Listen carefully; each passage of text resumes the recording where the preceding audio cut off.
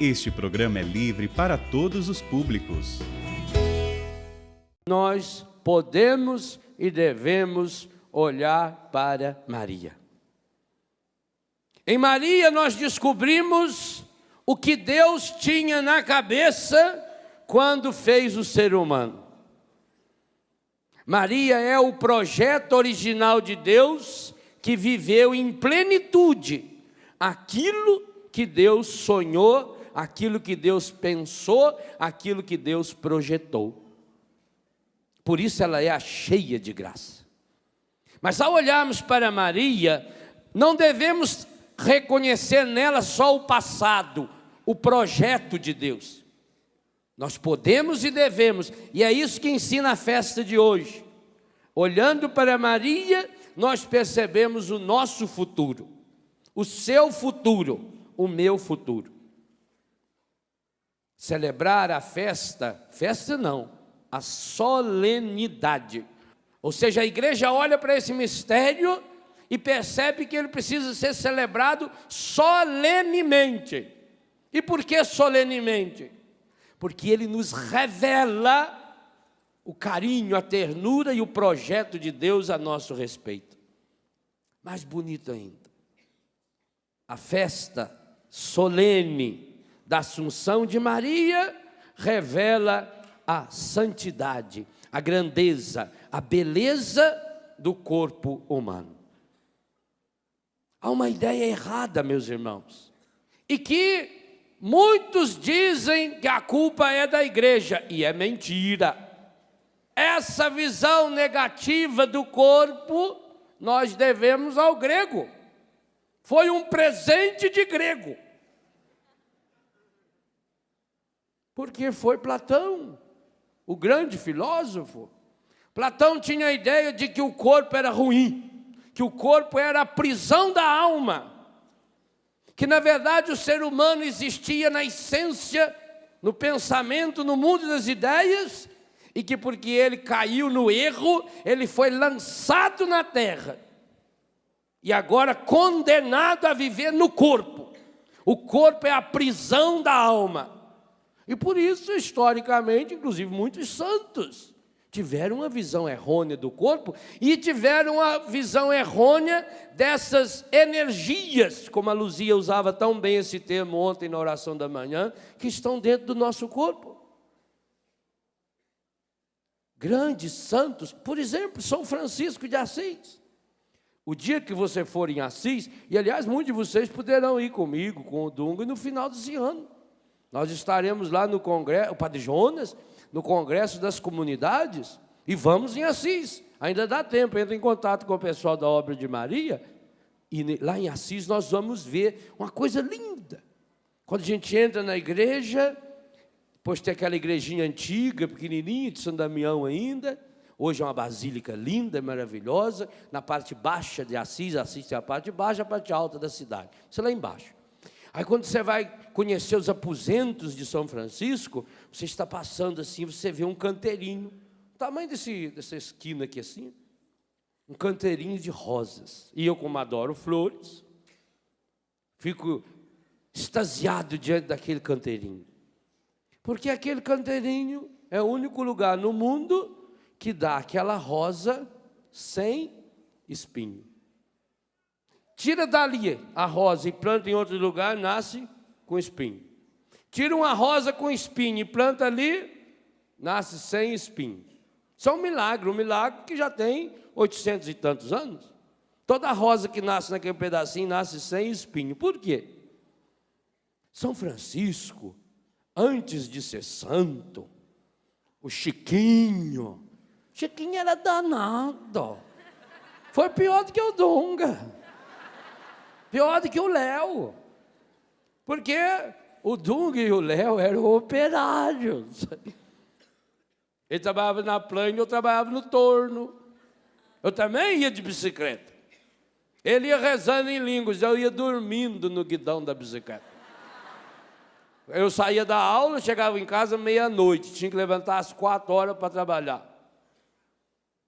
Então, quando pegava uma reta ali assim, na rodovia que vai para a fábrica de arma lá em Itajubá, Eu pensava que dá tempo de dormir um soninho. Aí, ixi, quantas vezes eu caí no asfalto, esfolado, né?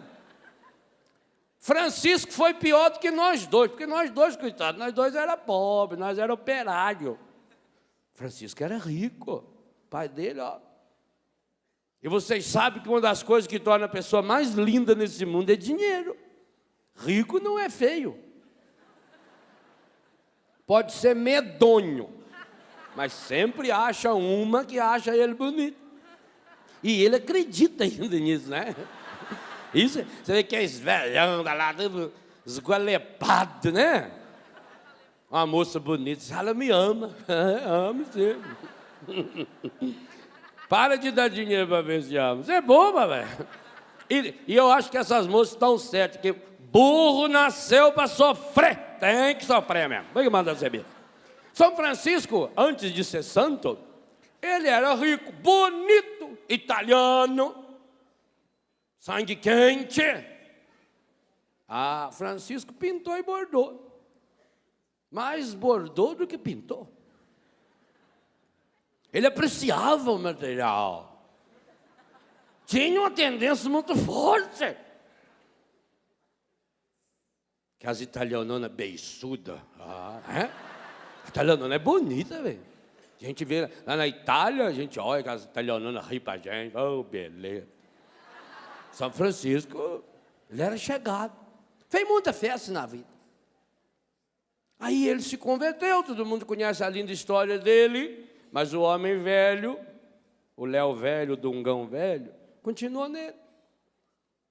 E ele tinha crises de tentações violentas. Ele estava lá rezando, deitado, dormindo, e começava a lembrar das mulheres lindas com as quais ele se relacionou, e a carne dele ardia, pegava fogo. Ele ficava desesperado, ele rezava, e quanto mais rezava, mais assombração parecia. E um dia, num momento de desespero, mas aí que você vê a importância da pessoa se lançar em Deus. Ele desesperado, ele tirou a túnica, saiu da sua celazinha, pelado, rezando. No que ele vai passando, ele vê aquele jardim cheio de roseira, cheio de espinho. Para matar o procedimento carnal, ele pula naquele canteiro de espinho, para furar o corpo, para ver se a dor tirava o que ele estava sentindo. E Deus deu uma lição linda para ele. Imediatamente, os espinhos desapareceram. E Deus recebeu aquele corpo de Francisco, cheio de desejos carnais, só com as pétalas da rosa, sem nenhum espinho. Deus também quer fazer isso comigo e com você. Basta a gente ter a coragem de ficar nu e lançar nus nele. Meus irmãos, para você não ficar com inveja de Francisco, o Pai deu a você uma rosa exclusiva, que nunca teve, não tem e nunca terá espinho, e que está sempre viva no céu. Maria Santíssima. Pule no colo dela. Maria é a rosa sem espinho. É a mulher vestida de sol, com a lua debaixo dos seus pés e na cabeça uma coroa. Pule no colo de Maria. Ela não está longe de nós. Olha o evangelho que a igreja apresenta na festa da Assunção de Maria. Eu acho, gente, a coisa mais fantástica do mundo, o senso de humor da Bíblia. Tanto que o Nelsinho ontem, bisbilhotando a minha Bíblia, tirou as minhas anotações ali. E o senso de humor da igreja. No dia em que a igreja apresenta Maria assunta ao céu, o evangelho conta que Maria foi a pé, às pressas, na casa de Isabel, trabalhar de empregada doméstica. A única mulher no mundo que teve o rei na barriga trabalhou de empregada doméstica. Única! Ela teve o rei na barriga. Que coisa espetacular! para dizer para mim e para você que Maria está pertinho de mim e de você, que nós também podemos pular no colo dela, na hora que vem o desespero, na hora que vem a queimação, e ela virá, porque é semente de Deus que está dentro de nós. Maria nos ensina uma coisa que Santo Agostinho, homem que estudou Platão a fundo, pôde ensinar para nós e que a igreja aprendeu, e que eu queria ensinar a você também hoje. Quem não vive espiritualmente a sua carne, viverá carnalmente o seu espírito. Ou você aprende a viver espiritualmente, na força do Espírito, a plenitude do Espírito, os seus relacionamentos carnais, ou você vai acabar vivendo de modo carnal a sua dimensão espiritual. Porque, meus irmãos e minhas irmãs, esse dragão medonho, pavoroso, feio, cheio de chifre é próprio dele mesmo, que só com o rabo ele varria 1/3 da terra. Ô bicho medonho, feio. Quem o deteve? Está aí no Apocalipse. A mulher vestida de sol é mãe do homem que salvou o mundo. Se você não aceita que essa mulher seja Maria, então você não pode aceitar que o filho dela seja Jesus. Aí tá bom. Ao olhar para... E aqui eu estou já aproximando para vocês as duas dimensões que Deus pôs muito no meu coração para falar hoje. Maria e Eucaristia. E por quê? Porque o tema desse acampamento é afetividade e sexualidade. Gente, o humor da igreja é espetacular.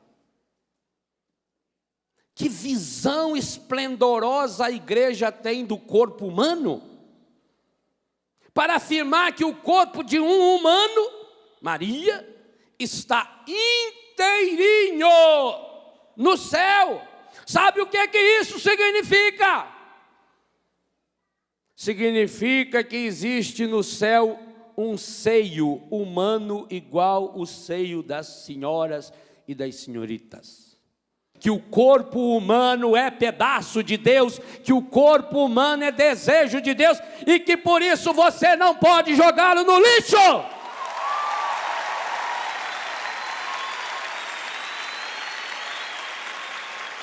Se Jesus subiu ao céu, a ascensão, e subiu ao céu com o seu corpo humano.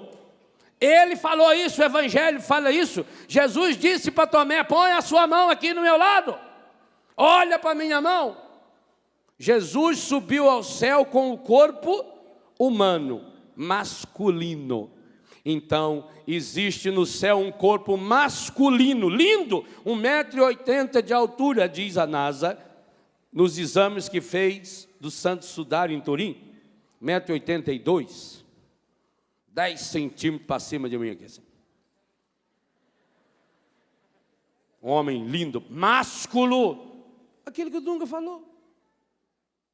O corpo de Jesus revelado no sudário é um corpo másculo.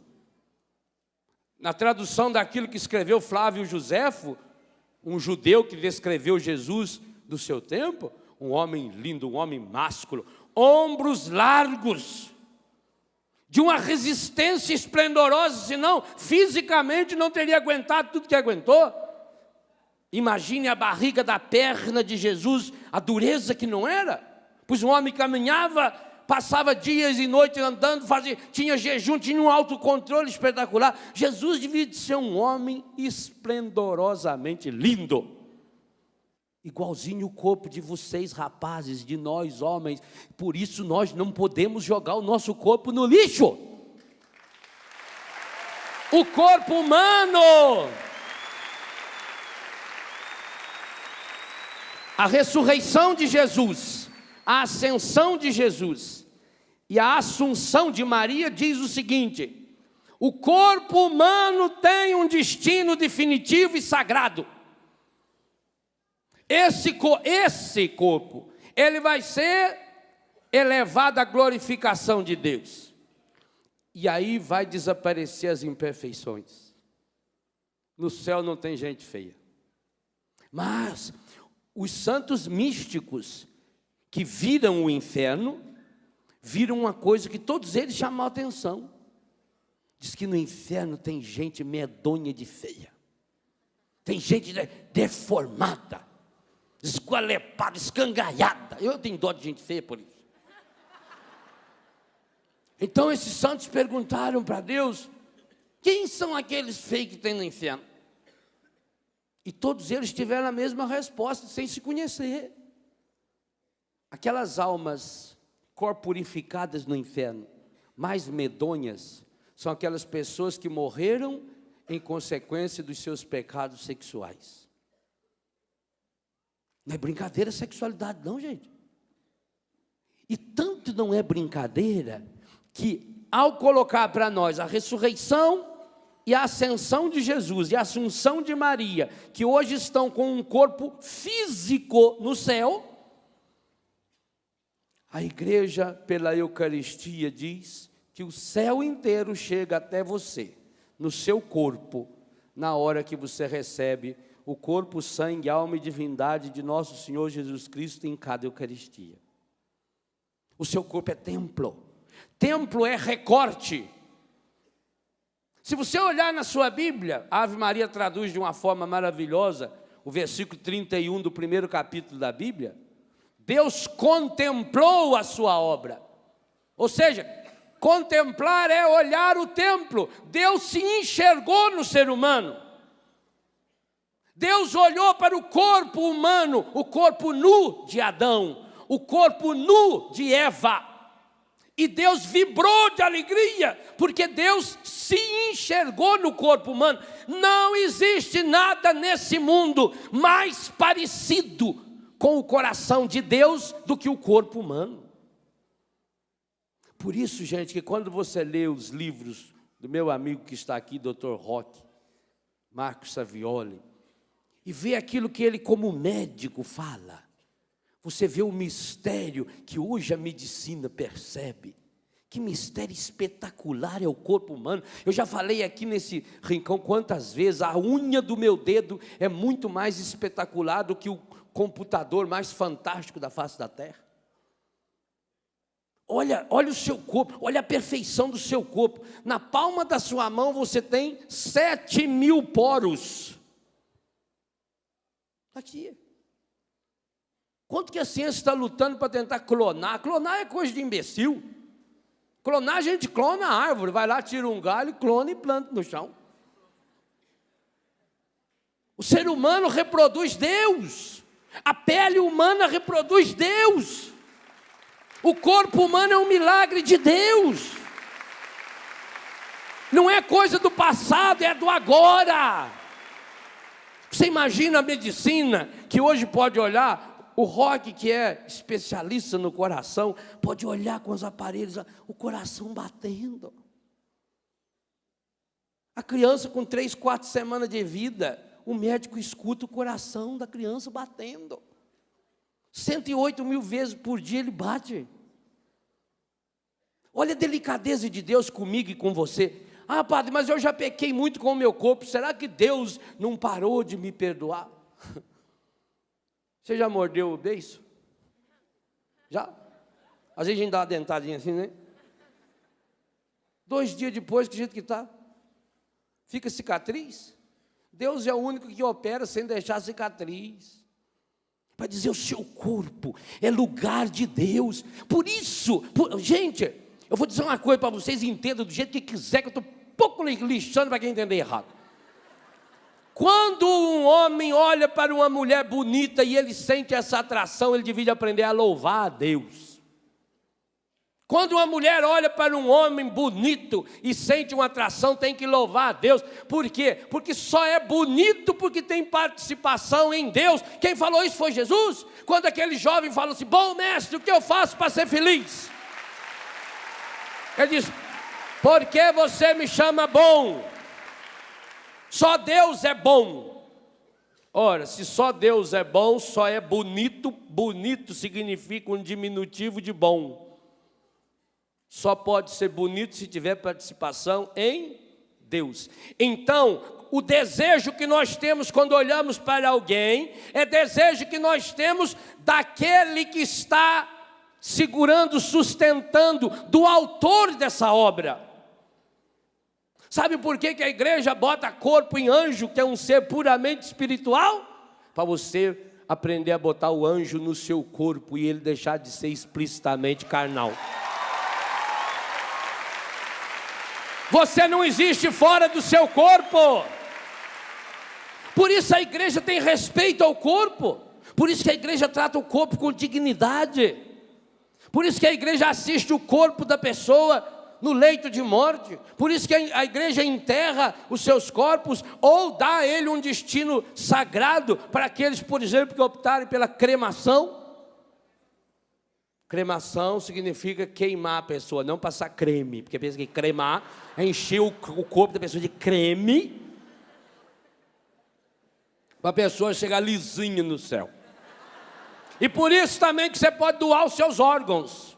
Porque esse corpo que você vai chegar no céu, pode ficar tranquilo, a senhora escangaiada, vai chegar no céu novinha. Eternidade, a eterna novidade. No céu não tem velho, não. No céu vem à tona o seu melhor, desaparece. Isso que é carnal desaparece. Essa parte que apodrece no nosso corpo desaparece. Mas esse corpo original, do projeto de Deus, feito o corpo de Maria, feito o corpo de Jesus, de Elias, de Moisés. Como é que Pedro, Tiago e João reconheceram que lá no Tabor estava Moisés e Elias?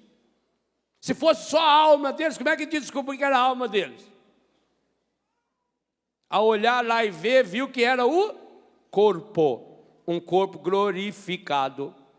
Aquele rico que estava lá no fundo do inferno, como é que ele descobriu que o Lázaro, aquele pobre, que ele não dava comida, agora estava no céu? Como é que ele ia reconhecer o Lázaro no céu, se o Lázaro tivesse só com a sua alma no céu?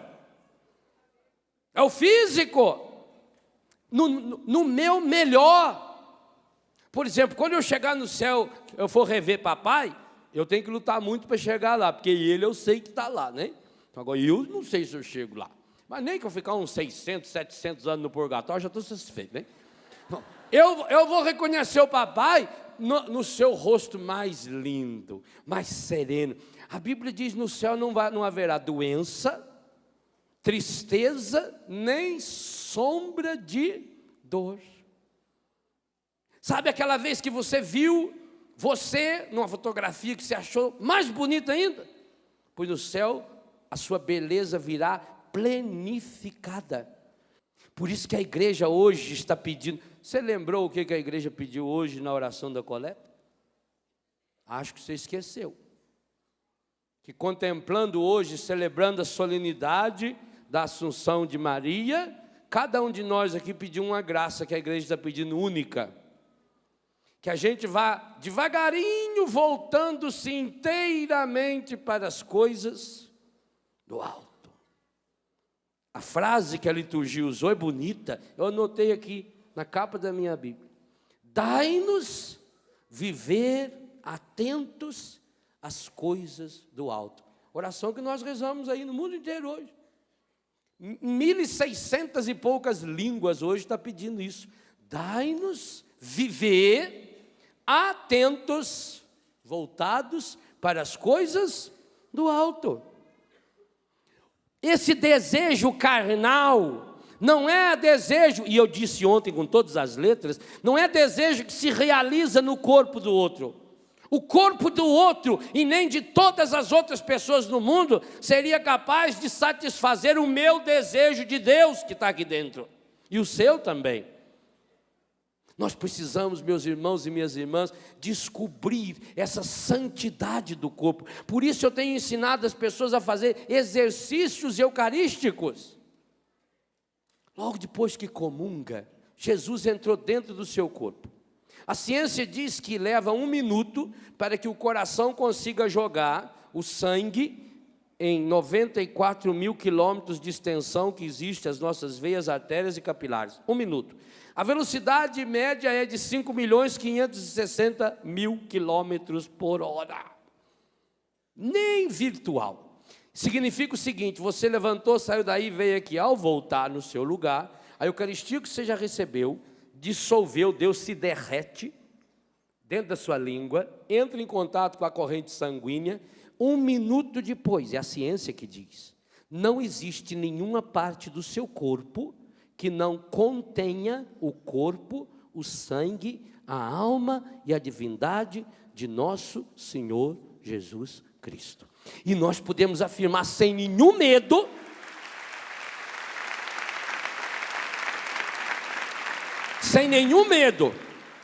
que não há nenhuma parte do seu corpo que não contenha o corpo e o sangue de Maria Santíssima. Ora, se Isabel disse que João Batista pulou de alegria quando a mãe do seu e do nosso Senhor a visitou, assim também nós precisamos fazer o nosso corpo inteiro pulsar de alegria. E aqui vem uma coisa muito séria, meus irmãos. E esse precisa ser um desafio dos cristãos e de modo especial dos jovens cristãos. Se você quiser ser um homem e uma mulher pleno em Deus, nunca mais na sua vida chame os seus órgãos genitais por nenhum apelido.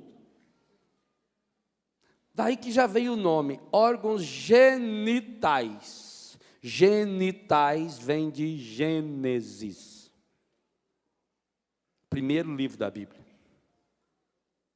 A sua sexualidade foi pregada na cruz com Jesus. Por isso Jesus ficou pelado na cruz. E Maria estava de pé aos pés da cruz.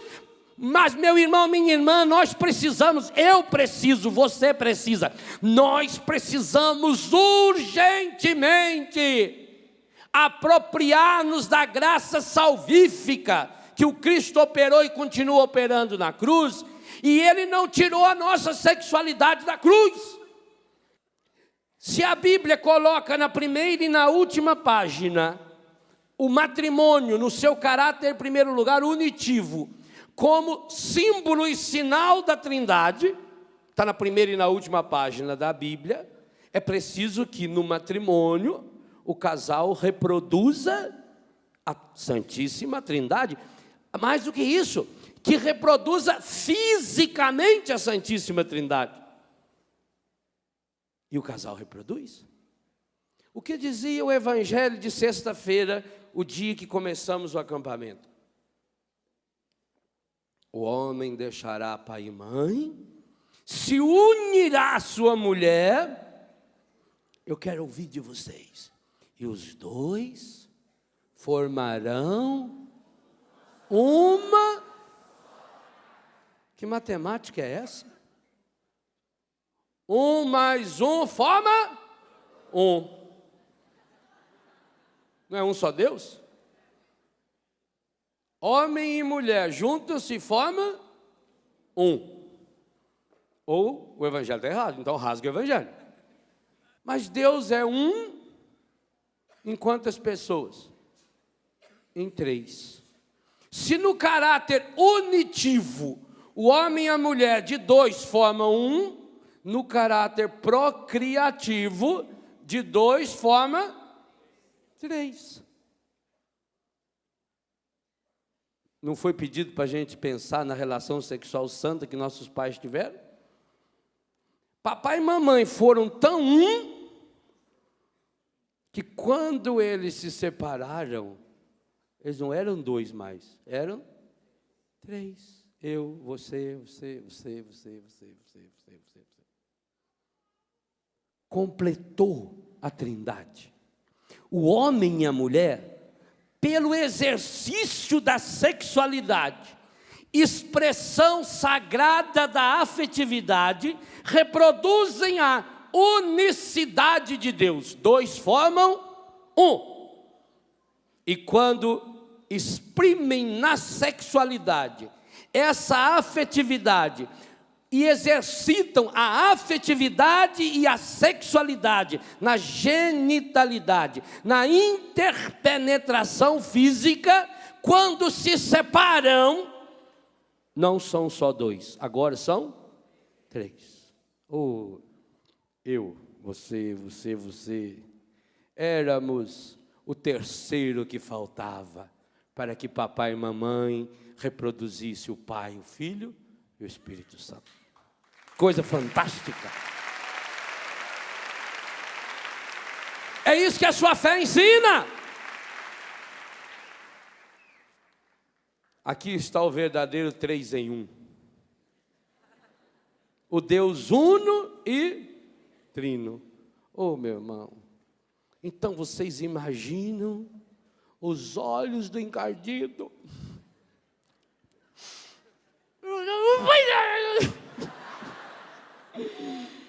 Põe de mim.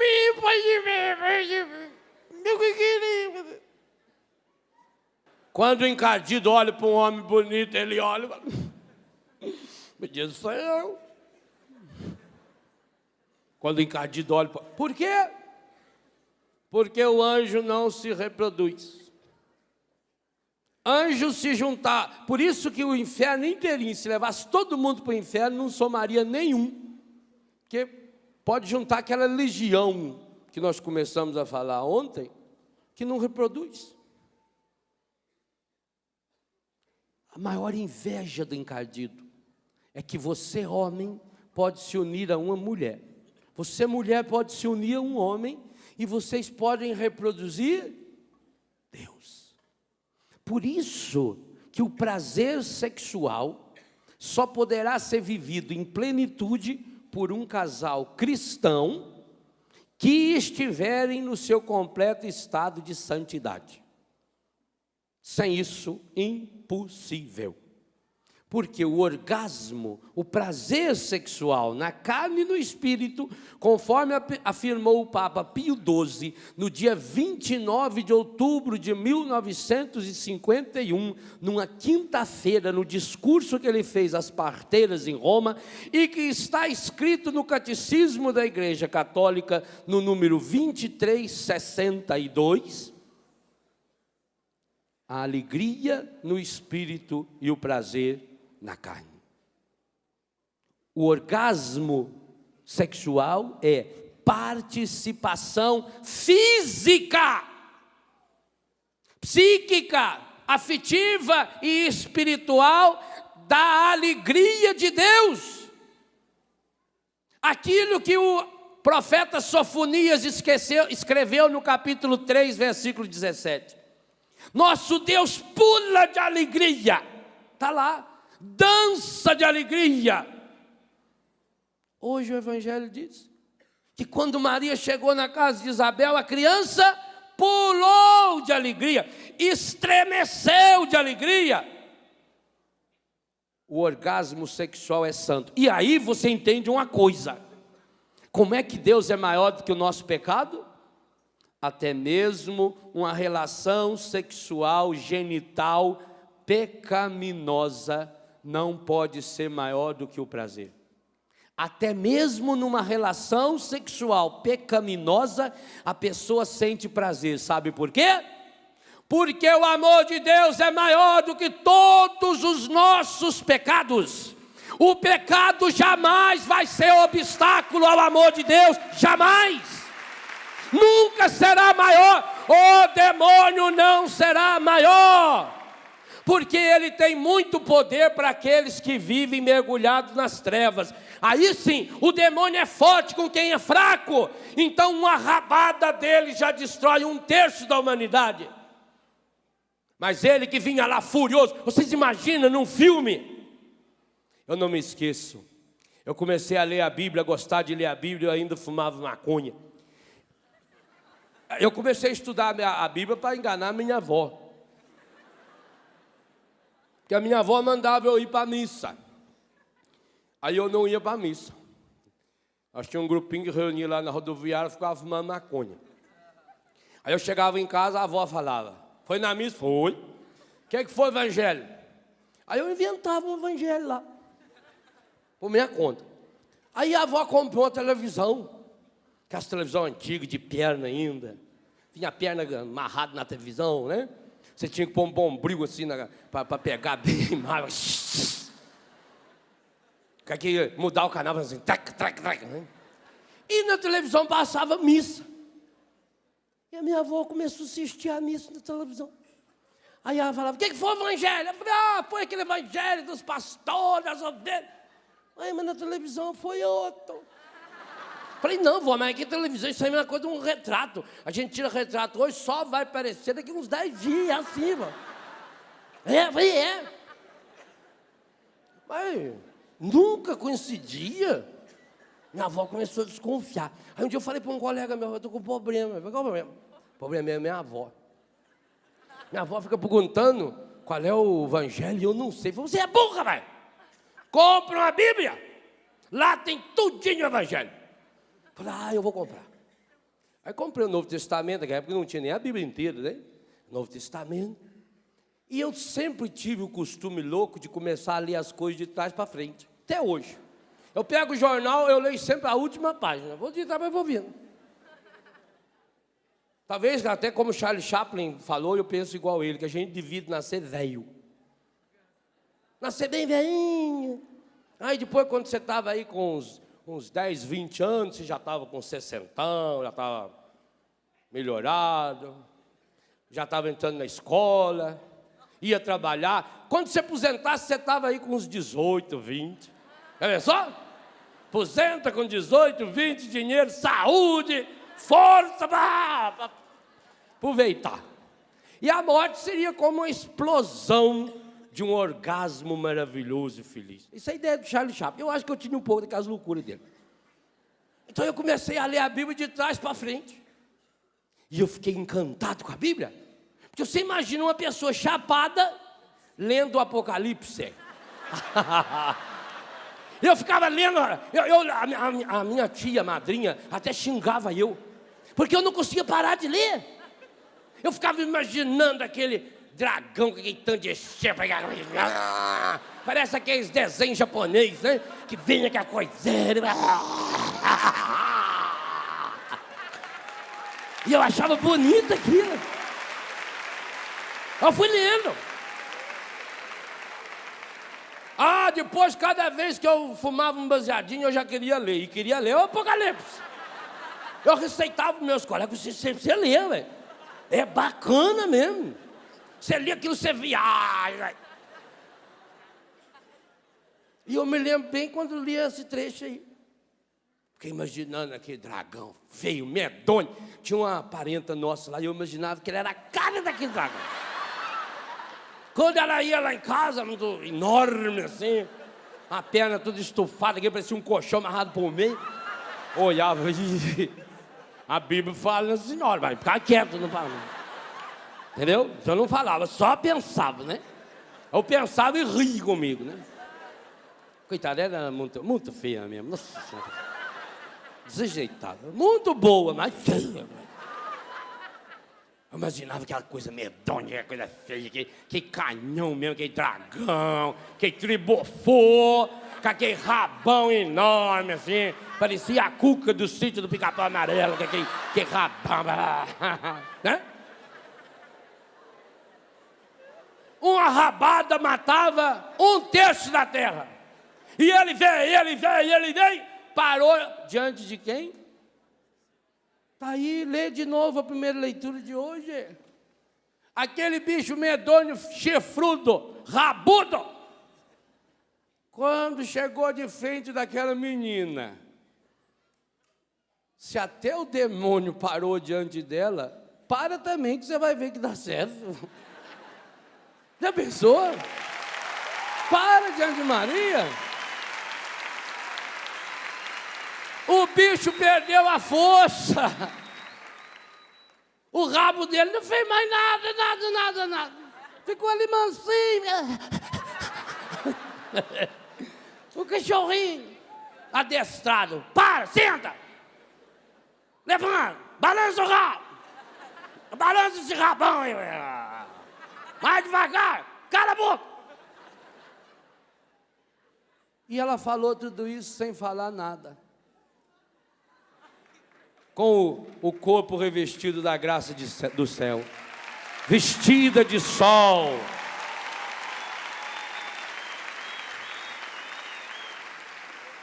Sabe aqueles lugares escuros aonde você gostava de ir pecar? Não vai mais sozinho para lá, não. Se você for sozinho, você vai ficar no escuro. E no escuro, uma rabada do encardido derruba. Leva Maria junto, ela é vestida de sol. Quem é vestido de sol, aonde chega, chega a luz. Ilumina. Clareia tudo. Você ouviu ontem. Se você perdeu o seu sabor, só serve para ser pisado. O encardido está querendo destruir nosso corpo. Por isso ele faz a gente ter vergonha do corpo. Por isso ele faz. Quem inventa esses apelidos medonhos, pavorosos para o pênis e a vagina é o demônio. Por que ele não inventa apelido para a mão, para o nariz, para zóio? Ou olho em português, zóio é mineiro.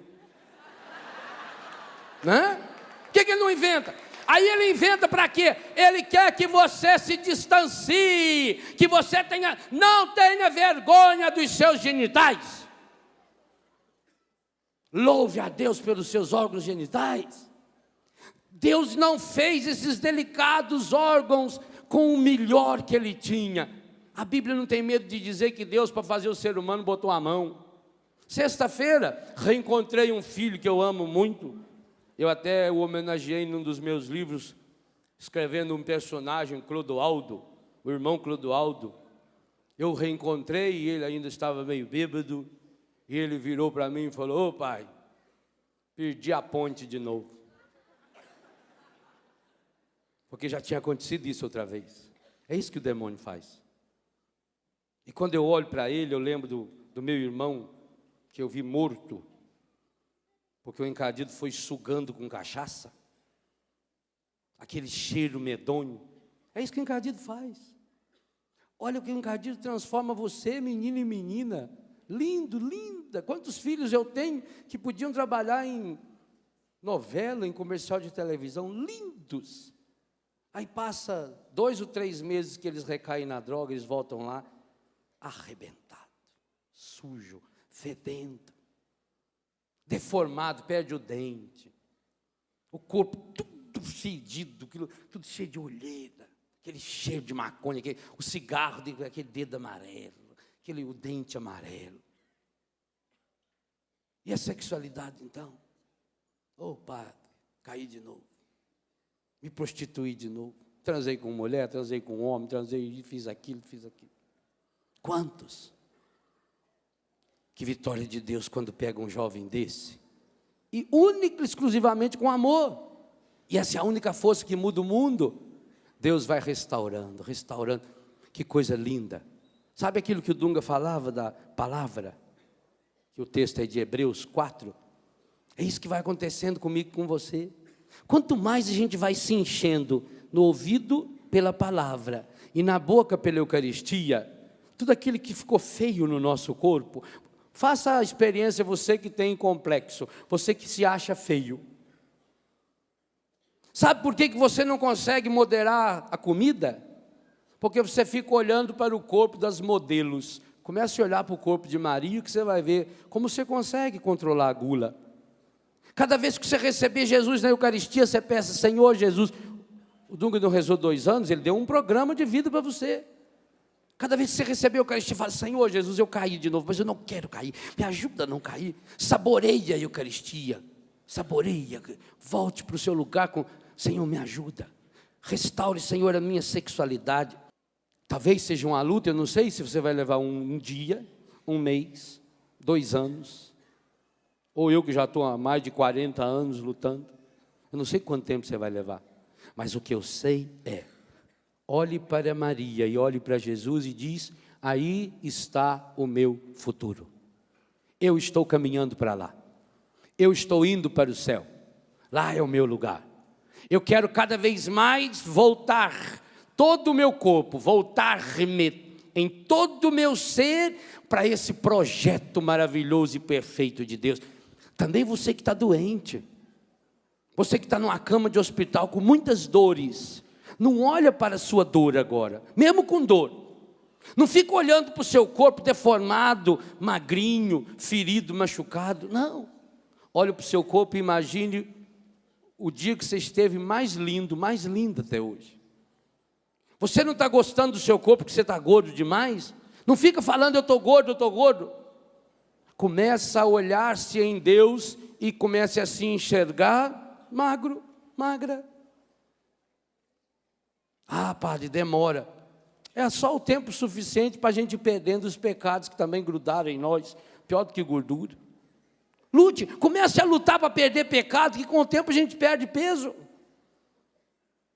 Você vai começar a se enxergar no coração de Deus, igualzinho Deus nos fez. Ô meu irmão, não deixa mais o encardido olhar para você e dar risada não. Falar, ó, tá vendo? Deus fez bonito, olha no que eu transformei. Não. Deixa o encardido cada vez com mais raiva. Mas padre, se ele fica com raiva, ele é brabo. É. Se ele fica com raiva, ele é forte. É. E aí, não tem perigo dele me derrubar? Tem. Com uma rabada, ele derruba 1/3 da humanidade. Então, nessa hora, reza 1/3, que aí você chega perto dela. E perto dela, o bicho é um cachorrinho fraquinho que não faz nada.